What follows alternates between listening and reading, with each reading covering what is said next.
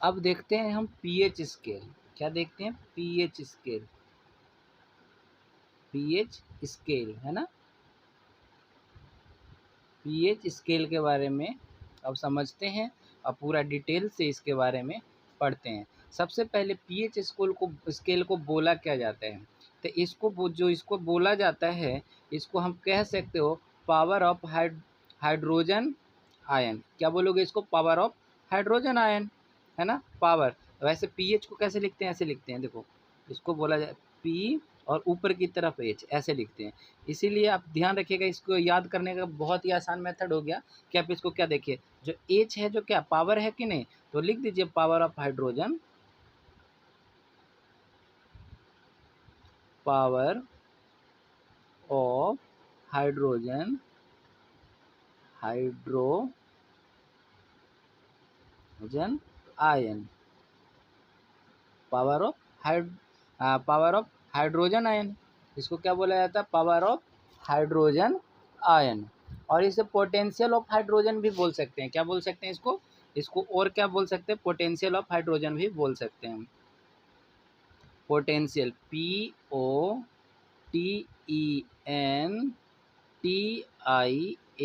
Potential of hydrogen, है ना, समझ में आ गया। अच्छा, पीएच स्केल की सबसे पहले खोज किसने करी? खोज मतलब डिस्कवर किसने किया, है ना, डिस्कवर की बात कर लेते हैं। डिस्कवर किसने किया? डिस्कवर किसने किया? तो इनका जो खोज किया था सोरेनसन जी ने किया था। किसने? सोरेनसन, सोरेनसन जी, सोरेनसन ने इसका खोज किया था, है ना। हिंदी में कैसे लिखते हैं? ऐसे, सोरेनसन, है ना, सोरेनसन जी ने इसका खोज किया था। तो पीएच स्केल का खोज किसने किया? बता दोगे? पीएच का मतलब क्या होता है? पावर ऑफ हाइड्रोजन आयंस होता है, हम इसे पोटेंशियल ऑफ हाइड्रोजन भी बोलते हैं। अब पीएच स्केल में जो नंबर्स होते हैं वो 0 से लेकर 14 तक होते हैं। कहाँ तक होते हैं बाबू? 0 से लेकर 14 तक होते हैं पीएच स्केल में नंबर। चलिए पेज को अब हम चेंज कर लेते हैं, पेज को चेंज कर लेते हैं और आगे देखते हैं, है ना। पेज को चेंज कर लेते हैं और आगे फिर देखते हैं। चलिए पीएच स्केल में, किसमें? पीएच, है ना, पीएच स्केल में बिल्कुल आसानी से आपको एक एक चीज़ समझ में आ जाएगा और आपको प्रॉब्लम भी नहीं होगी। पीएच स्केल, है ना, पीएच स्केल में अब हम देख रहे हैं कि भाई इसमें जो नंबर्स होते हैं 0 से लेकर 14 तक होता है। कहाँ तक होता है? तो 0 से लेकर 14 तक होता है, बीच में 7 होता है। बीच में क्या होता है? 7 होता है। उम्मीद है इतना तो समझ में आपको आ गया होगा। और जब जो 7 से नीचे होता है, जो जितना 7 से नीचे की तरफ जाएगा, ठीक है ना, उतना स्ट्रॉन्ग एसिड बनेगा। वो क्या बनेगा? एसिड बनेगा। क्या बनेगा? एसिड, एसिड क्या बनेगा बाबू? वो एसिडिक, एसिडिक होगा वो। और जितना 7 से पार जाएगा, 7 से 14 तक जाएगा, वो आपका बेसिक बनेगा। क्या बनेगा? बेसिक, यानी बेस बनेगा, है ना, बेसिक बनेगा। वो आपका क्या होगा? बेसिक, यानी ये क्षारीय होगा और ये अम्लीय होगा। ये क्या होगा? अम्लीय होगा, अम्लीय होगा। ये क्या होगा बाबू? अम्लीय होगा। और ये जो होगा वो क्षारीय होगा, है ना। ये जो होगा क्या होगा? क्षारीय होगा। उम्मीद है ये भी बिल्कुल समझ में आ गया होगा। और जो बीच में जो 7 है, ओनली अगर 7 की बात की जाए, ओनली 7 की बात की जाए, तो ये हमेशा न्यूट्रल रहता है। क्या रहता है? न्यूट्रल रहता है। क्या रहता है? न्यूट्रल रहता है, जिसको उदासीन कहते हैं। न्यूट्रल, जिसे उदासीन बोला जाता है। क्या बोला जाता है? उदासीन, है ना, उसको क्या बोला जाता है? उदासीन। आपको एक एक चीज़ बहुत ही आसानी से समझ में आने वाला है। उदासीन में कौन कौन सी चीज़ें आती है वो भी देख लीजिए। जैसे प्योर वाटर हो गया, ये भी किस में आएगा? उदासीन में आएगा। ज़रा इसको छोटा कर लें।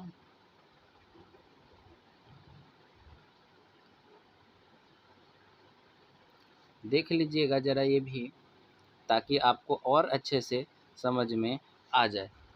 जैसे आपने बोलना है, जैसे आपने बोला प्योर वाटर, कौन सा water? Pure water, pure water. और क्या हो सकता है? डस्टिल वाटर, जिसको अशुद्ध जल बोलते हैं। क्या बोलते हैं? अशुद्ध जल, डस्टिल, है ना? डस्टिल वाटर, डस्टिल वाटर, जिसको अशुद्ध जल बोला जाता है। क्या बोला जाता है? अशुद्ध जल, अशुद्ध जल, है ना? और कौन सा आता है? एक जो आता है न्यूट्रल वाटर होता है।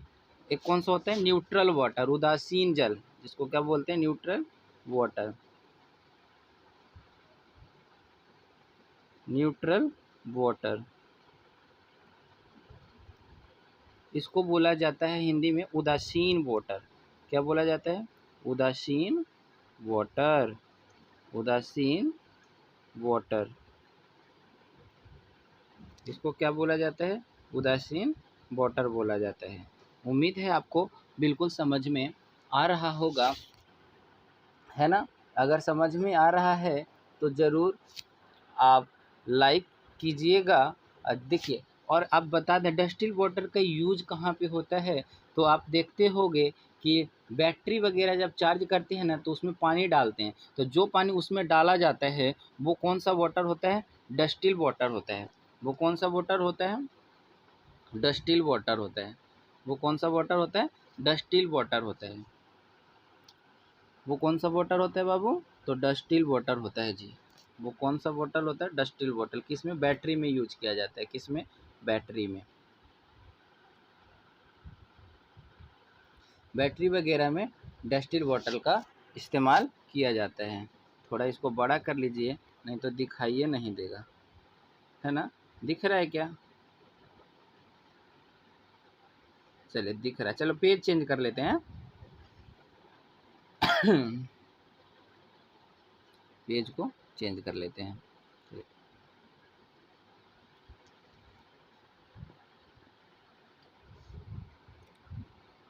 अम्ल के बारे में थोड़ा सा और जान लीजिए।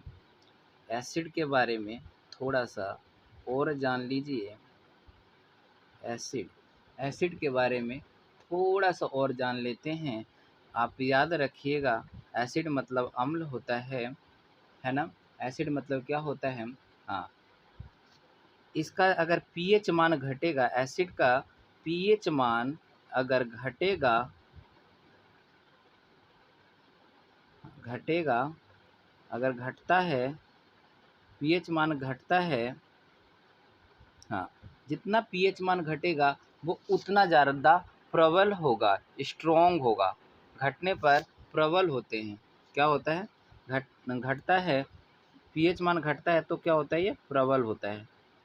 तो प्रबल, है ना? क्या होता है? प्रबल होता है।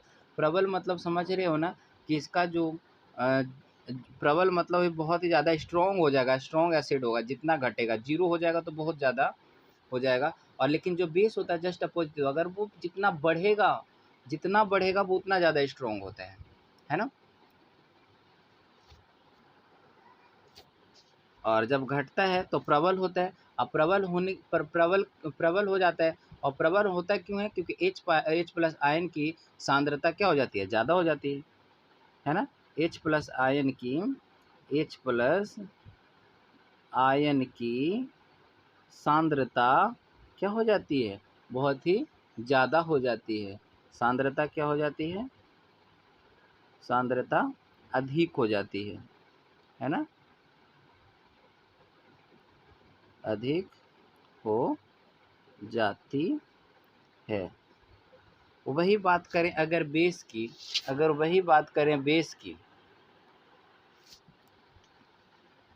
क्षार की अगर बात करते हैं, है ना, बेस मतलब क्या होता है, क्षार। तो अगर इसकी बात की जाए तो इसमें क्या होता है कि क्षार का पीएच मान बढ़ने पर प्रबल होता है। क्या होता है, क्षार का जो पीएच मान होगा ना, क्षार का जो पीएच मान है वो बढ़ने पर प्रबल होगा। बढ़ने पर क्या होगा, प्रबल होगा। अगर वो बढ़ेगा तभी प्रबल होगा, है ना, बढ़ने पर प्रबल होता है। और ओ एच माइनस आयन की सांद्रता क्या हो जाती है, ज़्यादा हो जाती है। ओ एच माइनस आयन की सांद्रता ज़्यादा हो जाती है, सांद्रता, ठीक है ना, बढ़ जाती है, बढ़ जाती है। उम्मीद है आपको अच्छे से एक एक चीज़ समझ में आ रहा होगा, है ना। कुछ पीएच के बारे में और भी बात कर लेते हैं। स्ट्रॉन्ग एसिड में और कुछ बेस एसिड में कम से कम देखिए, जितना अगर 0 से लेकर 3 तक है, तो अगर चाहे वो एसिड की बात कर रहा हूँ, अगर 0 से 3 तक है पीएच मान जिसका, वो बहुत ही ज़्यादा स्ट्रॉन्ग एसिड होता है। कौन सा एसिड होता है, स्ट्रॉन्ग उसे माना जाता है। 3 के बाद जो होता है वो नॉर्मल होता है ना। और वैसे ही बेस की बात करें, तो बेस की बात करें तो जैसे ही 6 से ऊपर जाता है तो वो क्या, स्ट्रॉन्ग बेस हो जाता है। सेम वही बातें हो जाती है। तो चलिए थोड़ा सा इसके बारे में और देख लेते हैं पीएच का, है ना। चलो पेज चेंज कर लें।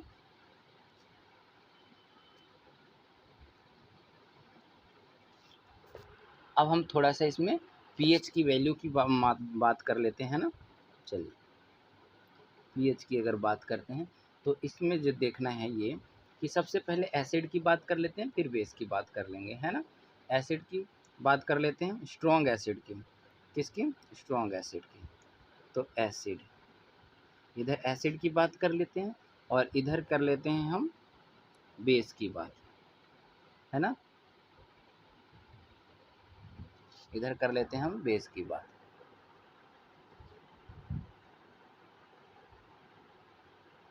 तो चलिए स्ट्रॉन्ग एसिड में देख लेते हैं। सबसे पहले जो हमारा HCl होता है, क्या होता है, HCl, HCl हाइड्रोक्लोरिक अम्ल, ये सबसे ज़्यादा स्ट्रॉन्ग होता है। ये सबसे ज़्यादा क्या होता है, स्ट्रॉन्ग होता है। इसका पीएच वैल्यू क्या होता है, 0 होता है। इसका पीएच वैल्यू क्या होता है, 0 होता है। इसका पीएच वैल्यू क्या होता है, 0 होता है। इसको कहते क्या है, आपको पता ही चल गया कि इसको क्या बोला जाता है। इसको हाइड्रोक्लोरिक अम्ल बोला जाता है। हाइड्रो, है ना, क्लोरिक एसिड, है ना। इसको क्या बोला जाता है, हाइड्रोक्लोरिक एसिड। H2SO4 की बात करते हैं, सल्फ्यूरिक एसिड, H2SO4, H2SO4, है ना। इसका जो पीएच वैल्यू होता है, इसका जो पीएच वैल्यू होता है 1 होता है। क्या होता है, 1 होता है। और इसको किंग ऑफ एसिड भी बोला जाता है। इसको क्या बोला जाता है, किंग ऑफ एसिड। अब बोलेगा एसिड का राजा कौन है, तो आपको बताना पड़ेगा कौन सा, सल्फ्यूरिक एसिड है। कौन सा, सल्फ्यूरिक एसिड है ना। इसको बोला जाता है क्या, सल्फ्यूरिक एसिड, है ना। इसको क्या बोला जाता है, सल्फ्यूरिक एसिड, सल्फ्यूरिक, है ना, सल्फ्यूरिक, फ्यूरिक एसिड, सल्फ्यूरिक एसिड, इसको बोला जाता है सल्फ्यूरिक एसिड। उम्मीद है ये इतना तो समझ में आ ही गया होगा। अब एक नाइट्रिक एसिड भी होता है। नाइट्रिक एसिड की बात देख लीजिए, नाइट्रिक एसिड। इसी में एक तीसरा और ले लेते हैं, नाइट्रिक एसिड, है ना।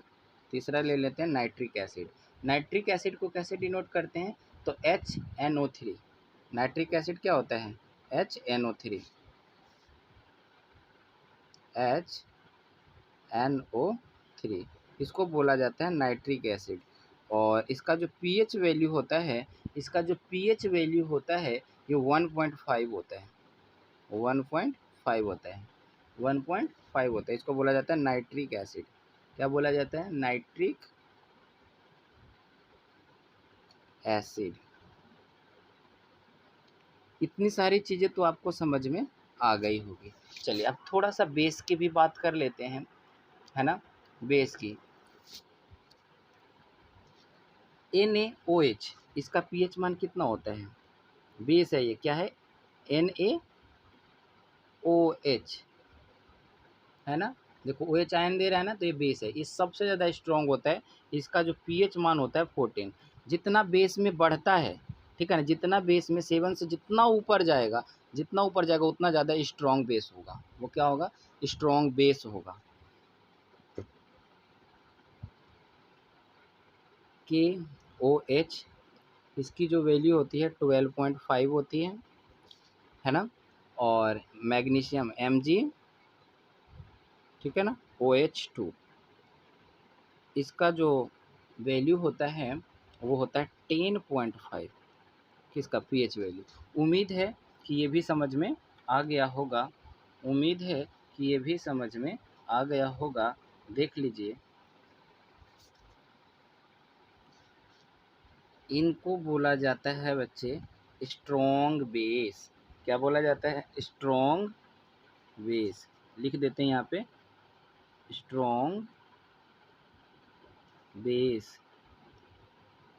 और इनको बोला जाता है स्ट्रॉन्ग एसिड, है ना, स्ट्रॉन्ग एसिड।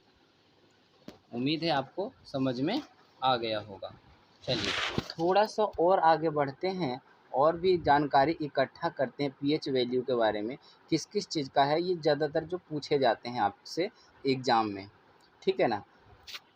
चलिए एक पेज नया ले लेते हैं और उसमें और भी अच्छे से समझते हुए चलते हैं, है ना। अब बात करते हैं पीएच वैल्यू। देख लीजिए अब यहाँ पे एक एक चीज़ की, सारी चीज़ें की बात करते हुए चलेंगे, है ना। पीएच वैल्यू,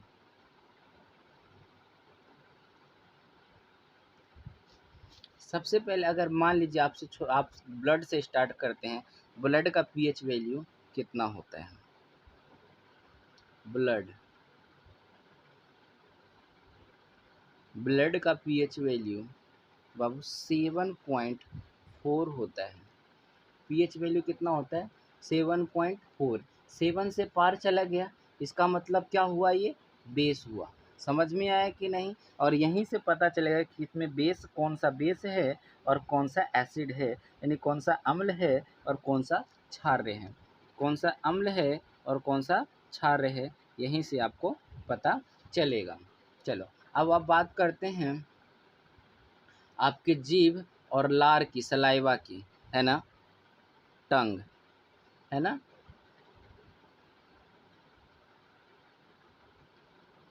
टंग या सलाइवा, सलाइवा, है ना। लार, सलाइवा मतलब क्या होता है बच्चे? लार होता है, जिसकी पीएच वैल्यू 6.5 नहीं 6.8 होता है। क्या होता है बच्चे? 6.8 होता है। कितना होता है? 6.8 होता है ना। अच्छा, और डस्टिल वाटर की, डस्टिल वाटर का पीएच मान कितना होता है? डस्टिल वाटर का, है ना। और डस्टिल वाटर जो है वो आपको ये भी याद रखना होगा एक चीज़ और, कि ये डस्टिल वाटर जो होता है ये विद्युत का कुचालक होता है। आपने हमेशा सुना है जो वाटर क्या होता है? विद्युत का सुचालक होता है, गुड कंडक्टर होता है। बट ये जो होता है विद्युत का कुचालक होता है, वेट कंडक्टर होता है डस्टिल वाटर। तो इसकी पीएच वैल्यू कितना होता है? बिल्कुल ये न्यूट्रल होता है। डस्टिल वाटर क्या होता है? न्यूट्रल। डस्टिल वाटर, डस्टिल वाटर, डस्टिल वाटर, है ना, डस्टिल वाटर। इसकी जो पीएच वैल्यू होती है वो 7.0 होता है। उम्मीद है ये भी समझ में आ गया होगा। और ये क्या होता है? विद्युत का कुचालक होता है, विद्युत का कुचालक होता है। मिल्क की बात करते हैं, मिल्क का जो पीएच वैल्यू होता है वो 6.5 होता है। कितना होता है? 6.5 होता है, तभी तो इसमें इलेक्ट्रिक होता है ना। और सी वाटर, अगर आप सी वाटर की बात करें, सी वाटर समुद्र वाला पानी की बात करते हैं, तो जो इसका जो पीएच मान होता है सी वाटर का, वो पीएच मान 8 होता है। कितना होता है? पीएच मान 8 होता है। उम्मीद है आपको समझ में आ रहा होगा, उम्मीद है आपको समझ में आ रहा होगा, है ना। लीवर, लीवर का पीएच मान कितना होता है? लीवर मतलब होता है बाबू यकृत। लीवर मतलब क्या होता है? यकृत। लीवर का पीएच मान कितना होता है? तो लीवर का जो पीएच मान होता है वो आपका 8 होता है। कितना होता है? 8 ही होता है, 8, है ना। अच्छा, और जो एसिड रेन होता है, एसिड रेन का जो कितना पीएच मान होता है? एसिड रेन का तो नाम आपने सुना ही होगा, एसिड रेन, है ना। एसिड रेन, एसिड रेन का जो पीएच मान होता है वो लेस देन 5.6 होता है। वो लेस देन 5 पॉइंट क्या होता है? 6 होता है।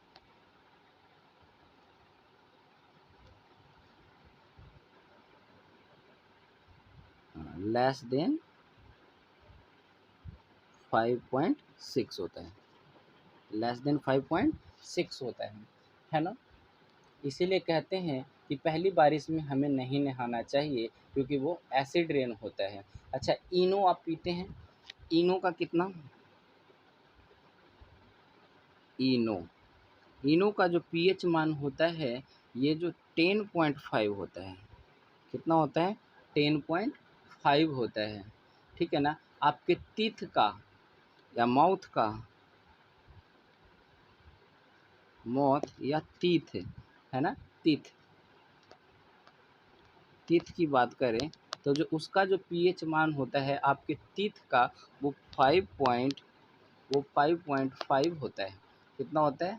हाँ, और एक चीज़ और, टूथपेस्ट का भी नाम डाल ही देते हैं। टूथपेस्ट का आपको कम से कम 5, 6, 7 चीज़ें तो याद करनी ही पड़ेगी। टूथपेस्ट, टूथपेस्ट का बात कर लेते हैं। जो टूथपेस्ट होता है ना, उसका पीएच मान कितना होता है?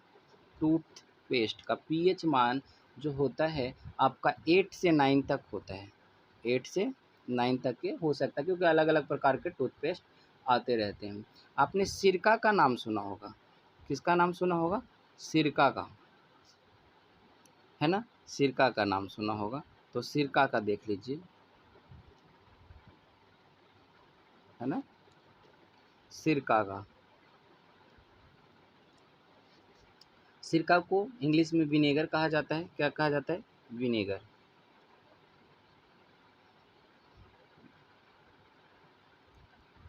विनेगर बोला जाता है। क्या बोला जाता है? विनेगर। विनेगर मतलब क्या होता है बाबू? सिरका। तो सिरका को का पीएच मान कितना होता है? 3 होता है। कितना? 3। सिरका का पीएच मान कितना होता है? 3। और आपने यूरिन का भी एक लिख लीजिए, यूरिन का पीएच मान कितना होता है? यूरिन, यूरिन, है ना, यानी बाथरूम, है ना, यूरिन, यूरिन का जो पीएच मान होता है वो कितना होता है? 6 होता है। कितना होता है? 6 होता है। और भी बहुत सारे मान होते हैं, बट इतना आप कम से कम याद रखिए, है ना। हाँ, इतना कम से कम याद रखिए, है ना, तो ताकि आप अच्छे से कर सकें। और कुछ इतना वैल्यू तो आपको याद होना ही चाहिए,